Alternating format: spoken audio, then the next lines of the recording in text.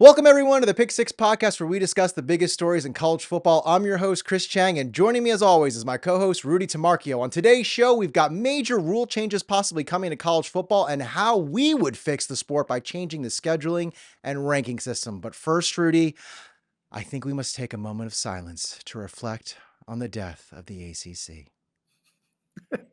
It looks like the ACC, Florida State, and Clemson have ended their ongoing litigation Tuesday after agreeing to a settlement that changes the league's revenue distribution model and significantly reduces exit penalties for members wanting to leave the conference before 2036.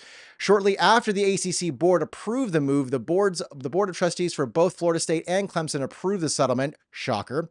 The new distribution model or brand initiative will be based on a 5-year rolling average. Basically, 60% of the total ACC television revenue will go towards this initiative, which will be basically putting a lot of weight on who has seen and gotten the most viewership in the last 5 years. The remaining 40% will go to the remaining traditional members of the ACC. That would exclude SMU, Stanford, and Cal, and would be distributed evenly. A team's total viewership will then be divided by the total ACC viewership equal to its percentage of the money available in this pool. How that's going to be orchestrated, I don't know. It's going to kind of be a little weird. The settlement keeps the grant of rights in place through 2036, but beginning next year, the exit fee will be about $165 million. And then that fee will drop about 18 million each year, leveling off at about 75 million in the 2030 season. Any team that pays the exit fee can leave with its media rights intact. Television deals for the Big Ten go up in the 2030 season. The Big 12 goes up in 2030. And then the next reiteration of college football playoff comes up in 2031, along with the SEC for a renewal. So that fee will be about 75 million at that time. Previous to this agreement, it meant that paying as much as $700 million to leave the conference. So, Rudy, who won this? I'll say college football won this.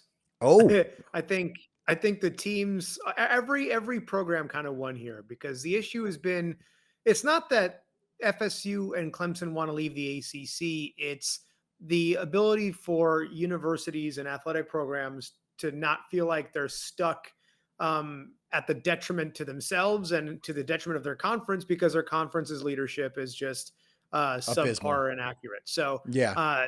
the winners, like FSU and Clemson, are making this like it's a big win for themselves. It's not. It's a win for everybody. So that way, it gives everybody the same chance of getting out. The only thing I find kind of funny is that yeah, they had to have that 5-year rolling average kind of put in to protect themselves because nobody cared about FSU this year and nobody cared about Clemson until the end. So I'm sure their success in the college football playoff and winning the ACC helped them at the end, but if they just did it of okay, cool, we'll just set up right now. Sorry, somebody's really excited. I guess there's an FSU fan revving their engine outside. But essentially, if they started and saying, yeah, we'll do that effective this season, nobody's watching Florida State this year. So they had to do Yeah. something to protect themselves. Well, I mean, again, I have to get my fingers in everything. So I actually ended up watching the board of trustees meeting, and they even mentioned they're like, even if you hate watching us, it's all good. It's going to help us. And I'm like, yeah, that is technically kind of true. But I do love the Nobody fact hate that watches Florida State though. Like that's that's true. the thing. People hate watch Miami. They don't That hate watch Florida State. That is true. I would say I would actually take the opposite perspective of you. I think college football actually loses in this. We'll discuss a little bit further in the conversation, but I do think it actually benefits the 4 major programs of the ACC, which would be Clemson, FSU, Miami, and North Carolina. I think the biggest winners in all of this is Miami, only for the pure fact is that they're the only school right now that hasn't had anything leaked in terms of legal fees that they've spent looking into this. We know North Carolina spent well over, what was it, $600,000, I think it was, looking into getting out of the ACC. And then obviously millions spent by both Clemson and FSU. So the true winner is the U, as always, because now we've got our exit plan ready to go whenever that happens. I will say, I think college football is the loser because I think judging by the past, conferences who have done this in terms of the splitting the revenue share, and not distributed equally have all gone under or have lost the prestige of what they've once had. So that actually leads me to my next question, Rudy, is why would the ACC agree to this? What do you think was the deciding factor? Like, it seemed like for so long, the ACC had the trump card, they had the leverage in this argument by claiming this ironclad grant of rights agreement. What would make them, because I mean, when you really look at this, I mean, it gives FSU and Clemson and any other school that wants to leave basically an exit strategy. We thought it was going to be $500 million. I mean, it looked like they said 700, but realistically, I think FSU was touting somewhere in the ballpark of 500 million to leave. We're now at well under 100 million to get out. You take your grant of rights with you. What would make them want to? They're splitting the revenue, so they're kind of screwing over these smaller schools in the ACC. What would make them agree to this? The only thing I could think of is two reasons. I think they're trying to bet on their conference increasing its competition in the next few years. So by the Okay. time these guys are considering even thinking about leaving, the landscape is going to be different again. Because if you're Mm, kicking the can down to 2030, is when you said you'll get like that $75 million mark, which I think was kind of the magic number for a school like FSU to pony up and leave. yeah. Uh, if let's say like glass half full scenario, Miami becomes a real contender and makes college football playoff. Clemson stays at the top of the ACC and is a perennial playoff contender. Let's say Florida State gets their act together and Bill Belichick ends up staying around. And you have four teams that are flirting with the top 15 rankings year round. There is a chance that the ACC has a essentially a bargaining chip to say we're bringing some good competition. It's a hell of a lot less to worry about than the SEC and the Big Ten, where you have to make sure that you're one of the top four teams every single year to get a chance in what is kind of a murderer's row on a schedule. If you end up with the unfortunate luck of scheduling the top half of those conferences every single year. So I think there's a way to do that. And at the same time, if they're being strategic, they may realize that some of these overinflated conferences like the SEC and the Big Ten maybe bit off a little bit more than they can chew. So in Ooh. terms of getting some of these brands, what if USC and UCLA say, you know what, maybe we want to go over the ACC and go join Cal and Stanford? What Okay. if a couple of teams out of the SEC want to do the exact same thing instead of leaving the Big Ten? So I think for the ACC, they're trying to bet on themselves and say, well, the environment will be different. Is that realistic? I don't know, because it's all about your It could be. leadership. And we all know the ACC has not good leadership in terms of how that works. So That's I'm putting it just very politically. That's putting it very nicely. yeah. Well, we could say it sucks. Yeah. We call it the circle of suck for a reason. Yeah. I can't. I mean, I want to be surprised, but I'm not. The ineptitude of ACC leadership, it just, there's one of two things that occurred, in my opinion. I think that either this quote unquote ironclad grant of rights clause that they had was not so ironclad, and that they may have been playing a metaphorical game of chicken and realized that they were going to go ahead and head on into a brick wall, which was FSU and Clemson, because realistically, FSU and Clemson have nothing to lose in this and only things to gain, whether it's the settlement they got now or whether it would be them getting out at an exorbitant rate. But either way, they would win in any case. And so something tells me that obviously you have defunct leadership, but on top of that, their argument probably wasn't as ironclad as they thought. And then on top of that, who's paying for the ACC? All the other programs, all the other schools. And I'm pretty sure when push came to shove, there were some presidents going, yeah, drop this. Yeah, drop this lawsuit, come to a settlement. And I think the bigger player in all of this, ESPN, also with a nice little prod, was like, hey, you're going to want to figure this out very quickly, because that February 25th, that 2025 date to re-up was coming up, and there had been mums and grumblings that something was going to come to it. I remember in late January hearing that, Clemson, I think we reported on it. We talked about how Clemson and the ACC and FSU had kind of picked up negotiation talks again. And so I think with that, ESPN kind of had nudged, some of the other presidents in the ACC and said, "Hey, If you know what's good for you, you're gonna want to agree to this, and you're gonna want to get Jim to kind of come down to settlement with FSU. So I think that's kind of what got us here, because again, it I just I know you don't think so, but I really think FSU and Clemson, they got everything they wanted in this. I mean, we knew that they weren't going to leave to go to the ACC or Big Ten next year, or even in the next 3 years. But you give them 5 years, yeah, it's I think it's an easy win for them. I wonder though, Rudy, is this a death sentence, or is this a tactic to make some moves and to bide some time? It's all about that leadership, right? I mean, it Hmm. could be a death sentence. It could be just a very slow, painful death for the ACC, but it's one of those where it should be a wake up call to them to say, look, what our value is here is the product that's on the field.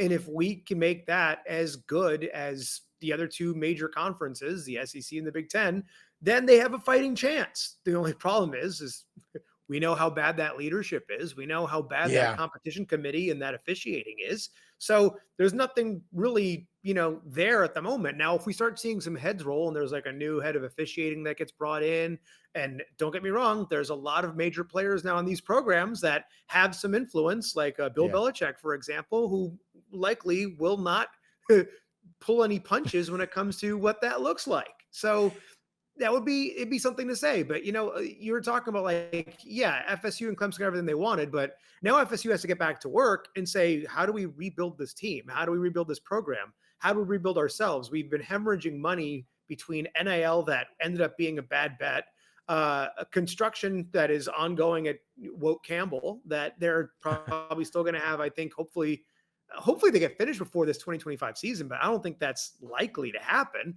I don't think Uh, it is either. and it doesn't look like they really, retooled in any position specifically on their roster. So that 5 year, rolling number, it's if they don't get good quickly, they're not going to benefit from this.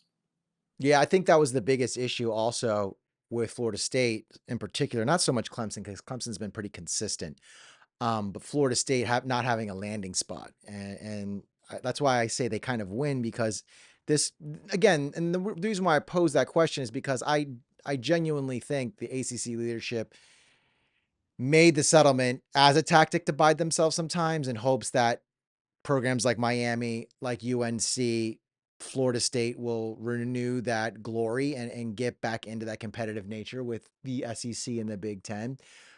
But I call it a death sentence, and I pose that question because, again, the Big 12, when they did that with Texas, well, look what happened. Texas left. I think there was another. I'm trying to think of Hmm? the other conference. Was it the AAC? Pac-12 probably. Or no, it wasn't the Pac-12. There was another conference. I forgot what it was, but they had also done uneven distribution sale, and then that conference fell apart basically. And well, if I say fall apart, I mean these conferences still exist, but not in the nature of what they were. And so I think Probably it's like American or Conference USA, one of those yeah. two, So I because think it's a slippery slope, right? It's kind of like, like you've got your girlfriend upset with you. You guys are kind of on the rocks, and you go, okay, well, you can go flirt with whoever you want to go flirt with. You just don't sleep with them, right? And it's like, oh, sure thing, okay, honey, sure it's thing. like, yeah, sure, absolutely. I definitely will not go talk to the Big Ten or the SEC now that I know it's only going to cost me 75 million to get out. And oh, how funny is it that we agreed on that, the fact that it's gonna the landing spot will be 2030, which is exactly when the Big Ten has to renegotiate their media rights, and it's just a year prior to the college football playoffs and the SEC having to renegotiate their media rights, which something tells me, which I'm going to ask in a few minutes, that it's going to change the landscape of college football. So before we get to the overarching picture of college football, what does the ACC look like? What are your predictions for the ACC look like by 2030? Uh, do you want my glass half full or glass half empty? Give me both. Let's do both, man. We got time. We got time. Uh, so the optimistic side says the ACC does enough to stay competitive by 2025, by what, 2030, whatever it is. Yeah. Uh, Miami is perennially ranked in the top 10. Florida State is on its way back as a top 15 team. Clemson is kind of going from number one to maybe like number two or number three in the ACC. And North Carolina is doing okay. I don't think they're really going to, just based on the splash that they've made this year, I don't know if it's going to be enough to make that team better. So I guess we'll see. Is the X's and O's really that much of a difference maker for them? I think that alone probably, and also the update, like given the increased participation with Notre Dame by having them play specifically the marquee teams in the ACC on Right. their schedule every year. I think might be enough to give them that chance because Notre Dame's not going to decline in value. So I think honestly, my theory that we talked about when this whole realignment started happening with those other conferences, I think we're going to see a lot of these major programs that moved into those two conferences decline in their value because they're not going to have the record consistent with what they were doing for the past 20, 30, 40 years. So I think there's going to be an opportunity for the ACC to establish themselves as still being a contender that way. Now, the worst case scenario Let's go. is Give it to me.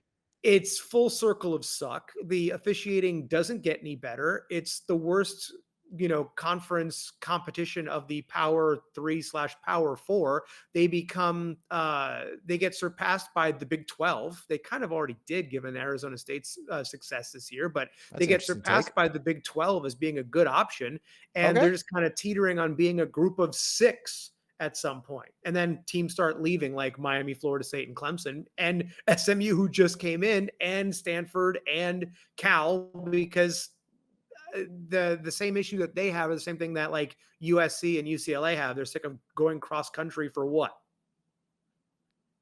Yeah. Okay. Well, let's look at it then this way then.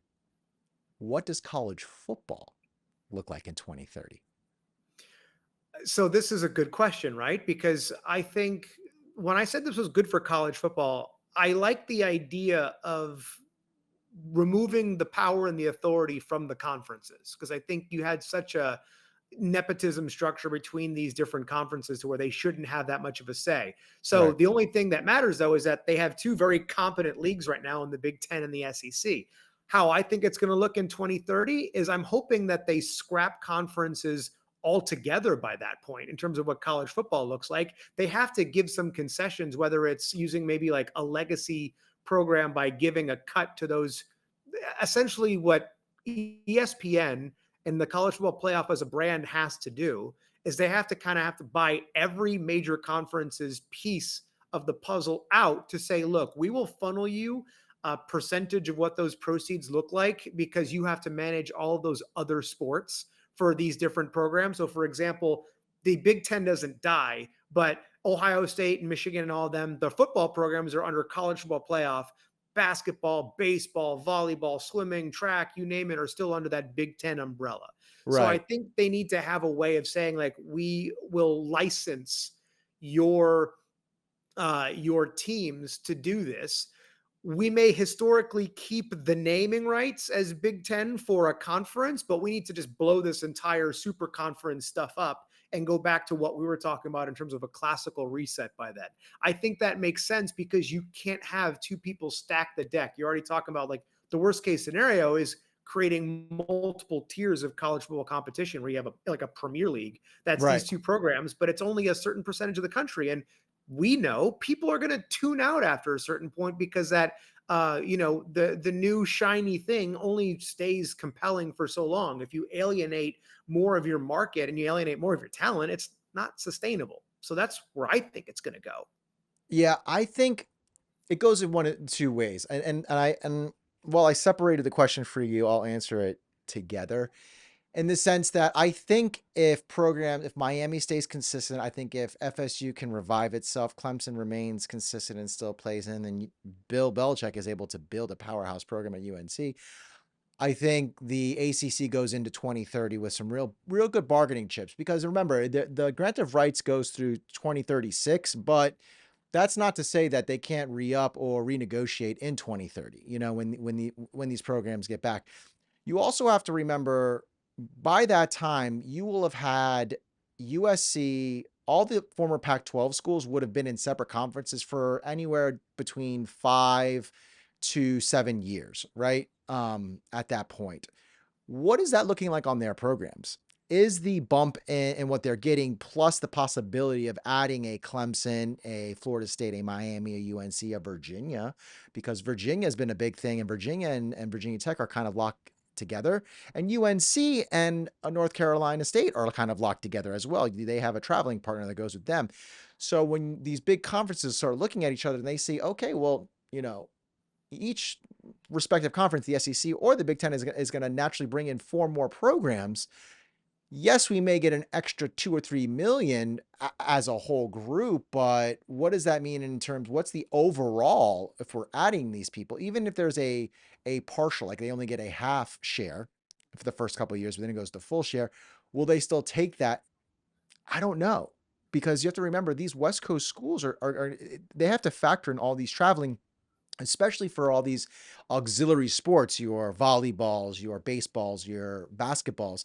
Is it going to be worth it? So I think if the ACC doesn't have that power card and that they don't have that bargaining chip going into 2030, I think you really can possibly look at, the Pac 12 teams going their way. And then we're going to see a complete, like you were talking about, dismantling of football attached to the NCAA. I think at that point, you'll also have about 5 years of uneven distribution models where maybe FSU is killing it, or Miami, or insert maybe even SMU. Maybe this wasn't a fluke year, and the Pony Express starts riding again, and they're the SMU of the early '80s, dominant.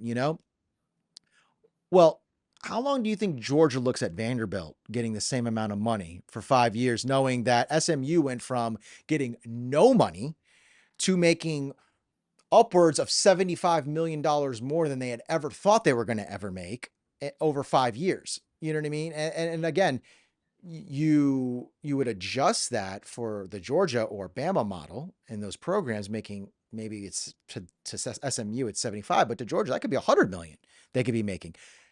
How long are they going to want to share that with Vandy? And I think if this uneven distribution model proves successful for these schools in the ACC, and by successful I mean they're getting maybe not the exact amount of money that the SEC is, but they're not lagging completely. They're not left in the Stone Ages like what we would be had they not done this. I just can't imagine the Ohio States, the Penn States, the Oregons, the premier programs allowing schools. I mean, and I'm not meaning this in a disrespectful way, just a matter of fact, programs like Purdue, Indiana, Vanderbilt, and Mississippi State getting the same amount of money. And I think at some point, when you get to this 2030 mark, these schools will be like, hey, why do we even need to do this? Let's just separate. We'll go back to everything. All other sports can go back to the original OG, Big 12. We'll Texas back in the Big 12. We'll put all the West Coast schools back in the Pac 12. You guys can have that for every other sport but college football. College football will do its own thing. And then they can now still renegotiate with Fox and ESPN. Hey, we're not going to call it the SEC. We're not going to call it the Big Ten, but Petiti will head up one side of the conference. Sankey can get Sankey, if he wants, can be like, hey, I'll just be the commissioner. We'll elevate, Tom York, if that I think is his name, or Yard, what I don't know his name, the guy from the Big 12, move him up to the second conference, or even Phillip in the ACC, whoever it is, and then you create a whole other league. But I think we're seeing, and we had alluded to at the beginning of the season, we're at a precipice in college football where it's teeter-tottering. It's going to go either way. I think this ACC settlement is really going to be, we're going to look back in 10 years and be like, this was the moment that changed everything.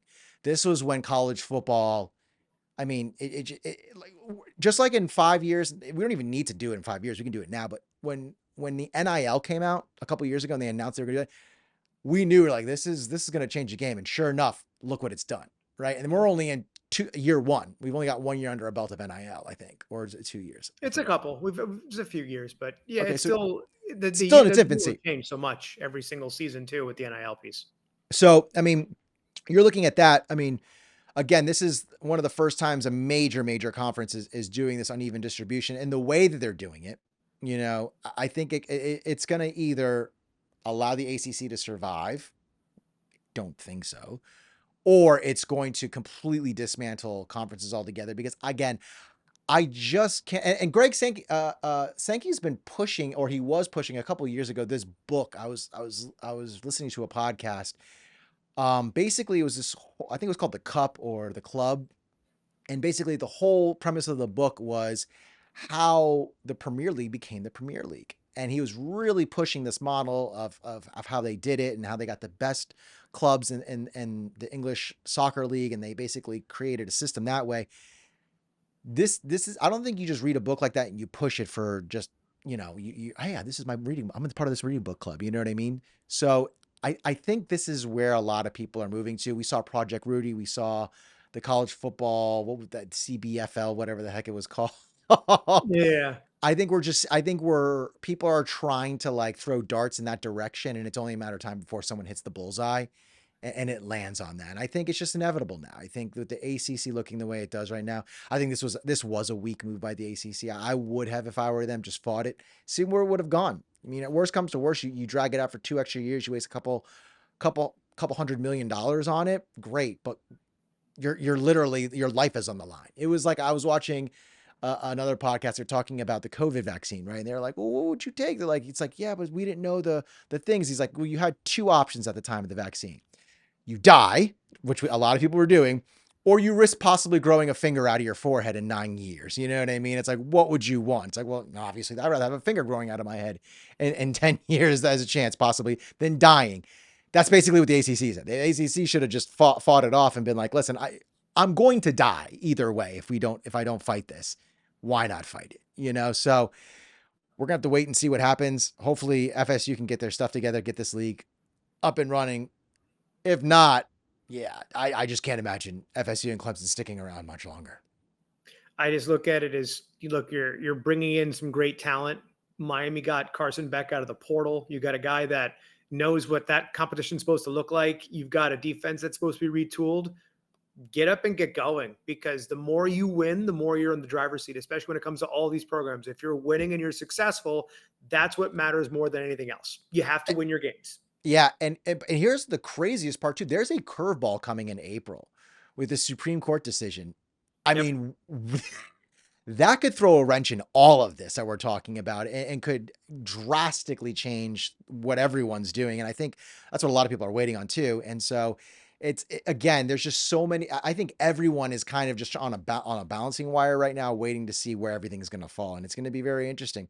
But a set of tricky tactics could be coming off the board moving forward. The NCAA Football Rules Committee are looking at a list of rule changes for the upcoming season. The first proposal has a proposed timeout to be charged whenever a medical personnel enters the field to evaluate players after the ball has been spotted for the ensuing play.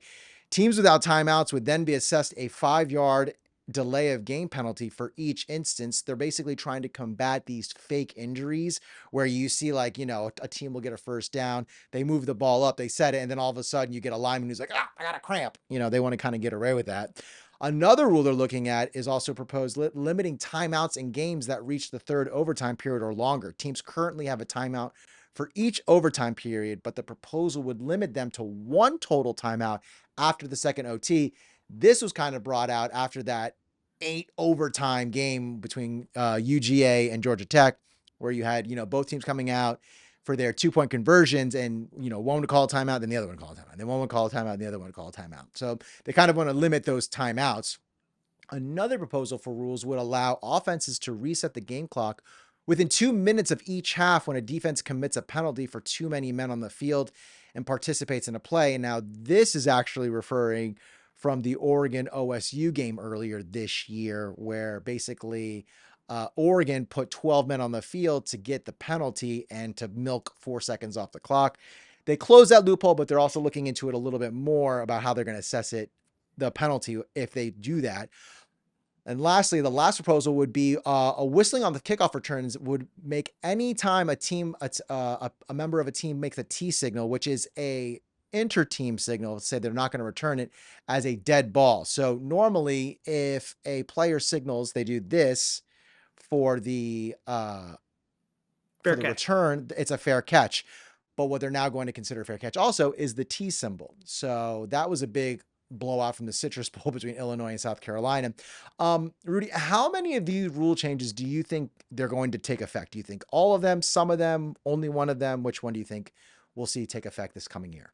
I hate to say this, the one that seems the least likely is the one that I feel like was the most petty of the issues. And the whole like T thing I thought was really weird. The whole like Bielema argument with Illinois. Right. Look, if they want to call it a fair catch, that's fine. But like literally, they're doing it to say, I'm not grabbing the ball. And as soon as it lands in the end zone, they're whistling it dead anyway. But I think in terms of the faking of the injuries, that's been an issue for entirely too long. That's been going on for, 5, 6, 7 years at this point now. So I Yeah. think for that to happen, it can't happen soon enough because it really does. That's really the only way that defenses are stopping up tempo offenses right now. We saw it with Cam Ward in Miami last year, Yeah. where anytime Tons they of get times. a big gain, what would happen? As soon as they run up to the ball, try to get it spotted, somebody, a sniper, just takes somebody out there. So it makes total sense because if you're looking at like the point of an injury, they even specify it's after the spot of the ball. So if there's a guy down after the play, it's not going to, cause an additional timeout for a team. It's not going to penalize them because the guy got hurt in the play. That's something that's very easily recognizable, especially if he like gets up and he's like limping his way back to the sideline. He's trying to get off before the ball gets spotted. It's the fact of balls lined up. You see a guy look straight over at the side to the sideline, and someone gives him, I don't know if they do like the rock symbol or if they give him the, hey, there's a sniper, or like get down. I couldn't tell you what the signal is for it, but they just hit the deck. So that's absolutely necessary. And I Yeah. think the timeout rule in overtime makes sense too, because like, yeah, it was well explained during that playoff game. Like, hey, Kirby Smart wants to know what formation they're lining up. They know the plays very well. They watch a lot of film. They know we want to get that look before we call that timeout. Okay. But if you're trying to get this game done with, Yeah. you're not going to be taking 30-second to a minute. Even if they want to limit it to like a 30-second timeout, they could probably do that, or maybe get like a 15-second timeout, but might as well just get rid of it at that point because it's a battle of attrition. It makes That's sense. true. Okay, we're not going to have that. It's a matter of, I think those two make perfect sense because the overtime timeout and the faking of the injury timeout are so closely connected to say, well, if they're not going to give us a timeout, just go down. So I think those two will go through. I think the fair catch thing, I think, is kind of petty. Which one do you think is the most important out of all of them? The injury. I mean, look, you're not going to see 8, 9, 10 overtime games that often. So when it does happen, That's true. everyone's freaking out anyway. The timeouts might actually help the fans more than anybody on the field because it just kind of helps calm their nerves in between each of those plays more than Yeah, anything but I, else. I I also like that timeout rule. I love that rule because it also like I mean there were some games we were at where it was like a 3.5 hour game, 4 hour game, and I'm just like doesn't and not that like it because it was a pass heavy game. No, it was because timeouts and TV timeouts and even going back to our college days, I feel like the games are exponentially longer than what they've been. Think I lost you there, Rudy. No, I got you there. They're No, I'm still. exponential. I feel like they're exponentially longer than what they've been. So I think, when you start limiting these timeouts, especially once you get to overtime, because again, by the time you got into overtime, you've played we've already 3 hours deep probably by that time. So you don't want to go another 45 minutes into it, including your timeout. So yeah, I think, in my opinion, I think all of them are going to go through. I think they're all common sense. Maybe the T rule might not, but even still, like you might as well just make it. It's a very simple rule. You just add it in. You make the T, cool, dead. It's a dead ball. It's a dead ball. And I would say, yeah, the most important would absolutely be the injury rule as well. I think it not only does it slow the game down, it's like a timeout. It's an injury timeout, and I think especially if you're going to assess penalties on it, it's gonna force people to really quickly decide: are you hurt or are you injured? It's that old question where it's like, well, you can play if you're hurt, but you can't play if you're injured, and so it's like you got Yeah. to get up and go. I got a hot take. Go. To institute the T rule, they should ban the fair catch motion because I think there's so many now they've stopped play a few times to say like, well, they have to interpret what's a fair catch because some people it's a big motion and in some cases it's like, let's see if Yeah. the referee saw it and they run. This makes you more exposed than waving up for a fair catch. So if this is what's going to eliminate any doubts in a play, they might as well just do that on the punts too. So I tried to do a little research on this because I was very confused when I heard the proposal. And so to me, my question is why not just make it both? Like basically, if you do this or you do this, they're the same. It's equal. You know what I mean? Whether one is an just for the team or this one is for the refs, it doesn't matter. They're both signals. That you know what I mean? So it's like Yeah, I think that should go through. Again, I just think it's the all these rules that are being proposed, they're kind of does like no duh. Like, yeah, obviously this is going to make the game faster. It's going to make yeah, it better. It's going to make it cleaner. It's going to eliminate that those loopholes. You know, yeah. my question is regarding the injury. Do you think players should be prevented from playing a down like they are right now if they come out, or do you think they should be prevented from coming back a whole series? I think it depends on the extent of the injury, right? Like it's one of those things where if the guy gets a cramp and he's like running off the field and he, gets back in, look, sometimes it just takes you to get up and stretch out for you to get back out there on the field. I wouldn't take you out for a series for that. Now, if they came out for a different reason, like if there was some sort of a head injury where there was a possibility of saying, like, look, your helmet came off, maybe don't come right back in the game because one, they need to enforce like how you're wearing your helmet because some people wear Hmm. them so loose that it just pops off anyway. So Right. if there's a bigger, if they really care about safety, that should probably be like maybe if not a full series, but you can negate it by a timeout like anything else to say like if there's a timeout or another stoppage in play, then you can go out. But like I don't see I don't see a scenario where one play on and off for something that looks like a scary injury. Like what was the game last year? I think it was one of the playoff games, or maybe one of the conference championship games where okay, I know exactly which one it was. It was the game where Carson Beck ended up getting hurt Oh yeah, yeah, yeah, yeah. with his elbow. At one Hmm. point, it seemed like it was he got, or no, I'm sorry, it was his backup. It was Gunnar Stockton, I think his Yeah, when name he got is. leveled, When he level got at the goal line. absolutely annihilated, he came Yeah. back in the game, and I'm sitting there going, there's no way they did a concussion assessment that quickly in time to go do that. What he got up and what'd you ask him? Where are you? Football. Yep, good for me. Like that's the kind of situation where I think you need to get a proper evaluation. It needs to take either the course of the series to come back in because that's a secret that's only going to be known by inside Georgia fans, that kid, his family, and that medical staff. Because look, at that point, you're conference championship game. You probably had to win it to get in. And you had to win it to get in, and you were going to get down to your third string quarterback if he wasn't good to go. So, I yeah. I would say I think we need to do away with the rule where if your helmet comes off, you have to come out of play. Like I think that's just because, like you said, like there's just so many, and then that becomes a tactic for a lot of players where they'll rip the helmet off a running back or a wide receiver if he's on a hot streak, and then he's got to sit out of play, and you kind of slow that down. I think you Well, eliminate that rule.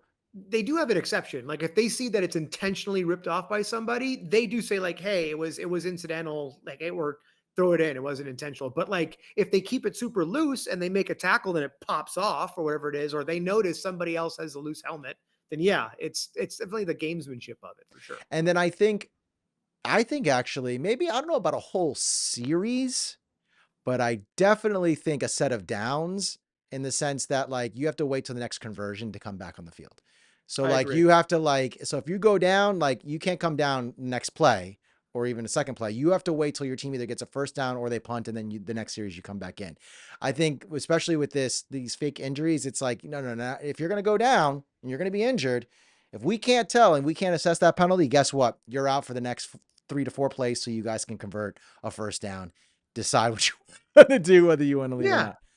Yeah, let's say some look that I think the most egregious part was like when you see the guy get right back up and it's like trots off the side like oh everything's fine, you'll be out for the next play. There's got to be a way to stop that. Like unless you're getting stretchered off the field in a cart and then you trot back on the field the next play, like they're not going to let that stand. Well, And it's there's also a clear delineation between the two things. So, what the rule is specifically addressing is not all injuries. So, like if a player is playing a play and he gets like clotheslined or he gets like speared and he's out on that play, that's not going to be reviewed at all. It's the plays where a team gets a first down, the ball is respotted, and then an injured player goes down, which is yep. kind of egregious. It's kind of like a no brainer. there's so much evidence already because you could see the broadcasts where Yeah. they slow it down to the exact moment of like, okay, I'm lined up for the next play. Off they go. Like it's so egregious that even if they said like, look, don't cost them a timeout, just throw the damn flag because if you have that kind of indisputable evidence, you do it. And if it's not spotted in real time by the officials, they could put it under review. The only problem is that like again, we're talking about trying to speed up the game, right? All Yeah. these reviews have done nothing but slow down the game. So as much as you have these different timeouts, you have these fake injuries, and then you have like we're still in ACC territory here when you have terrible officials who have to like go to the replay screen to check the Yeah. spot of the ball to see whether the guy had a foot in bounds, to see whether they had possession, whether the elbow was down, the knee was down. Like Or if the there's so guy's many clearly things. tackled in the end zone, you don't give him a safety. And like, right, like we're watching all these things in real time going, it's plain as freaking day. You have to go to review on this. It Yeah. tells me you gotta, you have to go back to training to see what you're supposed to be watching. They're ball watching like fans instead of watching the spot like you're supposed to be doing. So Yeah. that's where the issue comes in. And it's that this is the problem with some of the rule changes, right? Like it's a good thing in theory that you're bringing these things in, but it's all at the mercy of how it's enforced. And when you have terrible conferences like the ACC, it's going to add to the game when it should take away from the time. Well, keeping on the theme of improving the game, we continue our series on how to fix college football with what I think is a foundational element of the sport, which would be scheduling and rankings. So here's how I would fix the scheduling element. Listen, hear me out, Rudy, on this. All right. So every conference would switch to a 9 conference schedule, which the only one not doing that is currently is the holy SEC. So the SEC would have to move to 9 games. Okay. We would keep the 12-game schedule as is with each team getting 2 bye weeks. The 3 remaining games would then force the current Power Four conferences that are still alive today to play a team in the opposite conference. So you'd have to play a member from the SEC. If you're in the ACC, you'd have to play a member of the the SEC, the Big Ten, and the Big 12 every year. If a team already has a non-conference rival that they play out of conference each year, that would fulfill one of the required out of conference teams. There would be no more G5, no more FCS on any one schedule in the Power Four. This would not only preserve rivalries in all of this realignment, but would also force teams to schedule power conference teams in and out of their conference games. The non-conference games would also be split up throughout the season so that you wouldn't get a bulk of them at the beginning or a bulk of them at the end. One non-conference game would be played at the beginning as an opener, as we addressed earlier this season, making them a bowl game, building off our last video, moving to the bowl games at the beginning of the season. The second would be played at a mid-season point, creating something similar to what we have in college basketball, like like the ACC Big Ten Classic. You would kind of have something like that in the middle of the season, and then the final non-conference will be played the last week, which would kind of keep and preserve these rivalry week games that are at the very end of each season. The non-conference foe would also be selected, if not a rival, based on the previous year's standing. So you wouldn't get one of these like Clemson versus Mississippi State or like an Ohio State versus Duke. It would have to be on par based on your standings from last year. Teams would then have to play a rival with a similar record. Conference scheduling would also see a drastic overhaul where we wouldn't see teams getting easy roads to their conference championship. So top teams will always have to play top teams. So you wouldn't get like how we had this year where SMU really didn't play Miami, and you would have to like you wouldn't get these like where UF had this crazy schedule this past year and Georgia the year before. Everyone would have to play everyone in terms of like the premier teams. And then Yeah, like finally, Indiana who played nobody. Yeah. exactly. No, you're going to have to play the top 3 teams. You know what I mean? Or top 4 teams if you have, because I'm going to talk about automatic qualifiers. Since we finally are moving to automatic qualifiers in the college football players, there would actually be no championship game for any conference moving forward. You would actually have a series of playing games for each conference to get in. So, what are your thoughts, Rudy? What did I hit? What did I miss? I'm fine with that because like if you want to go off the traditional aspect of college football, championship games are fairly new to this whole equation. That was an Mhm. idea that these different conferences came to, make some money and try to add an additional bowl game to that. But if it helps out the league and it helps out the teams better to not have a championship game, just crown a regular season champion based off a record, because by adding that rivalry game at the end, well, not the out of the interconference rivalry game, but like playing somebody in your own conference that's tough, that's going to effectively determine your champion anyway. So you can, outside of, it eliminates the anomaly that you had this year where it's like these two conferences had such top heavy scheduling that was favorable for a couple teams. SMU, for example, who played nobody in the ACC, Indiana, who played nobody in the Big Ten, and even Yep. Penn State to a degree, who had a very soft schedule in the Big Ten this past year to get all the way to those championship games. It eliminates that, making hopefully what you would look for is a final regular season game that becomes a de facto championship game in that aspect. The last time I really saw that was the first year of the ACC, Miami and Virginia Tech, which was a de facto ACC championship game. The winner of that was the regular season champion. Right. We were not on the right side of that, but hey, we had a chance. So I Right. think that makes perfect sense. And again, like with the idea of college football at some point in the near future not being like really beholden to all these like crazy conference specifics in terms of like their travel, their schedule. If we can make it so that, look, they're already doing it with the college football playoff in those first rounds where you have to go on the road Yep. somewhere. If you want to make if something is determined on like what someone's standings look like and they're going to play each other towards the end of the year, all for it. I think that makes sense. The one thing that's going to be tough is there are a few like, they're not like premier programs in college football, but they're in those power conferences that they may have like a rivalry historically with a group of five team, for example. Okay.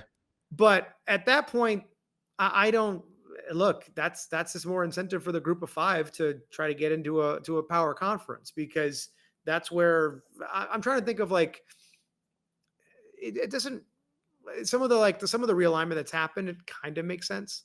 Right. I don't think you really see it now. Like in the SEC, there's no real rivalry between like one of those teams in a group of five, and some of it's kind of taken care of itself. So like for example, Louisville and Kentucky used to be a group of five versus a power five, and now Right. it's an all power five matchup. So I think that's the way to kind of get around that. So these group of five schools can say, well, we need some attention too. Cool. If your record's up there, do it. Like the way James Madison is playing right now, they may end up becoming one of these power teams because all they do is beat the crap out of Virginia Tech or Virginia every single year. Yeah. How would you structure the change in scheduling? Is there any, or do you like, would you agree with what I have, or is there anything that you've ever thought of that you're like, hey, I wish we would do this with the scheduling as opposed to what we have right now? I mean, I wholeheartedly agree about moving the bowl games to the front half of the year and making that one of those interconference matchups where based off of what last year's results are. I think that's a cool idea because it gives it matter, it gives it meaning. Even if you wanted to like, I don't know. I'm trying to think of like how that would affect your record in terms of like whether you make it a de facto preseason game or if you actually apply that to week one. But I think the only thing that I would change is to add some rules to rankings where we say we don't officially rank anybody until game two or game three because the Well, one, I'm glad you yeah, brought that up, Rudy, because next I would do away with the ranking system altogether based on the direction of where the college football playoff and realignment is going. The current ranking model would be at odds with the NFL style they're trying to emulate. However, if that wasn't an option, and we had to keep the ranking system, here's where I think we can fix it, right? There would be no more preseasons or rankings before week 5. Okay. Let's keep in mind we're doing the scheduling that I'm talking about because that's crucial to and imperative to how this new ranking system would work out. So there'd be no rankings before week 5. This would allow that first non-conference game and about 3 to 4 conference games to give us a sampling pool based off of this new structure. So like when you get to week 5, you would have already played a non-conference game against someone who is of your level and standing in another conference. And you would have about 3 to 4 conference games under your belt to where you would say, okay, well, they've beaten this team, this team, and this team in their conference. This is where we think. Moving up and down, this is where I got really nitty gritty into the ranking system, is moving up and down the polls would also have to have a more objective criteria opposed to the current subjectivity that we have right now. We could implement like a point system is what I was thinking, where should you beat or lose to a top 5, a top 10, a top 15, or a top 20 team, you would gain or lose points based on that. And then you could move up or down. So you wouldn't see like a Bama jumping up 3 spots like they did after beating a Samford, right? Well, one, they wouldn't be, according to the new scheduling system, they wouldn't be playing a playing Samford. Sanford, yeah. But like, let's just say you're keeping it in conference. let's say Vandy is being Vandy in their normal years and they don't got Diego Pavia playing for them right now. Bama beats and blows out Vandy like they normally do. They're not jumping 3 spots because Vandy's either not a top 20 team or they're not ranked. Now, vice versa, should they lose to a non-ranked team, let's just say it's a -5, right? And -5 equates to whatever it is, then bam, you go down. Because I believe the current ranking system is based on first place votes right now. So it's like they pool all these writers together. They say how many times did this team get first place? Okay, and then they go down the list and they stack them that way. I think that's kind of got to go because it's way too subjective. It's like, okay, we're gonna figure out what your record is. Okay, if you're undefeated, you're here. Boom, boom, boom. We stack our top 20. Okay, from then on, now if you beat a top 10 team or top 5 team, it's worth 10 points. If you beat a top 10 team, it's worth 5 points. And you go down and you break it down that way.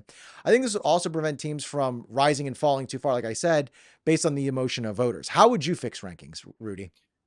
Here's the thing that I hate about the ranking system, like you mentioned in terms of like how it's voted. Like, look, when you see that somebody's in the top 25 because they received like one first place vote, but they're all the way down at like 17, you go, Yep. who's the drug addict that decided to put these guys with the number one vote? Like, there's stupidity there that they have to get rid of because it is such a bias, centric system. If you're going to take, let's put our boy Greg Sankey back on the witness stand here and say, if you're so passionate about doing this Premier League kind of setup, if you want to make these divisions mean something, it should be a table, right? Yeah. Essentially, scrap rankings altogether and just go off of the tables of those individual conference standings. So if you're ranking your conference 1 through 3, and those are the 3 that get through, or those 2 that get through, that's what matters. All that matters is what your table is. Then the rankings only really matter for filling in the rest of your spots for your at larges. Because if you're going to give different conferences the number of bids, the table is what matters, especially getting rid of the championship game, because you're getting rid of the automatic bid essentially for just a regular season champion instead of making it a championship game. So That's great. I Yeah. think that's what I would do, is just worry about the table, because then there's no debate. Like, if you want to hear, oh well, the thing about rankings is that it's just a reason for fans who don't traditionally play each other to have a reason to dislike each other and say, well, yeah, we're number 5, but we beat the crap out of number 2 because they're not playing anybody. Who cares about what 1 through 25 looks like right now until you get to the end of that season and what that looks like? If you're in a conference that's top heavy and you have 3 losses, but the top 2 guys are undefeated each until they play each other, sorry. It doesn't even matter where you are at this point. It's about trying to create the, not ladder, but like the steps towards a champion, where you have to make the conference matter, you have to make the competition matter, and then you have to make the playoff matter. And I think the way to do that is with a table. Yeah, I think the ranking system, honestly, it's archaic, one, but two, I think they only keep it around because it validates college football.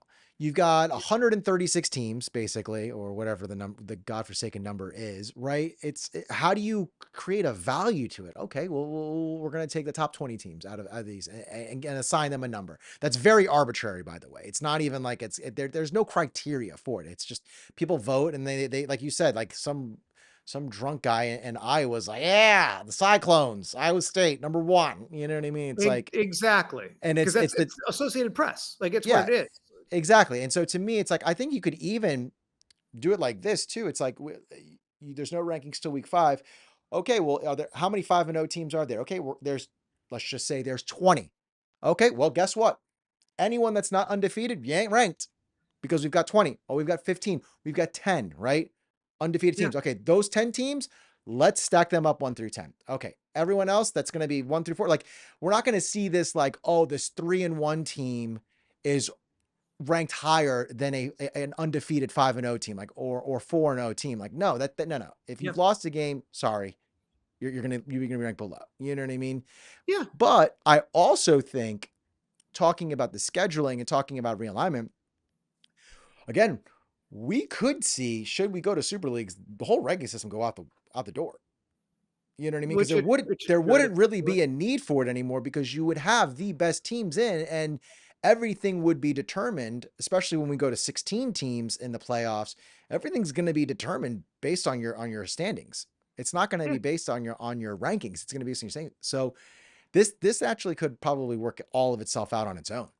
yeah. That's the point, right? Like, if you had this different classification, it's essentially a table anyway at that point, which Yeah. it really should be, because that's how the NFL does it, and even them, they're not on a Premier League system. They're just in an elite system of saying, "Hey, we divide it into 4-team divisions, and based on your overall record of your entire schedule, pitted against your other 3 teammates in your division is what determines the playoff." Yeah. Makes perfect sense. The only rankings that there are is what, guys on ESPN say, and some of them are literally paid to have the dumbest opinion because it's entertainment value. It's This not is that we true. say that they actually have that dumb opinion, but one of them will just say, "You know what? I'll play the drunk guy today. Yep. Miami Dolphins are best in the AFC East in my power rankings. Why?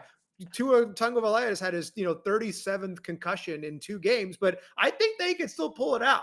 Oh, absolutely. Yeah. It's wild sometimes the perception of the NFL and these teams. I'm like, wait, why was this team ranked so like or viewed so high in their power rankings and now they're not even eligible for the playoffs? It's like, Right, like the Dallas Cowboys being the SEC of the NFL at all oh times. my We're like, God, they're every year always it's in like it. it's like clockwork. Every fall, it's like, will the Dallas Cowboys win the Super Bowl this year? I'm like, guys, they haven't even made it to the playoffs. Why are we even talking about Super Bowl, let alone playoffs? It's like, my Playoffs? what playoffs? We're talking about Playoffs? playoffs. Well, Rudy, we've Exactly. got another one in the books. Thank you all for watching. Until next week, be good, y'all. Win the weekend, and as always, go Canes. Spoiler alert, I hate that new font. Let's talk about it next week. We're doing it, talking about the font. Be good, y'all.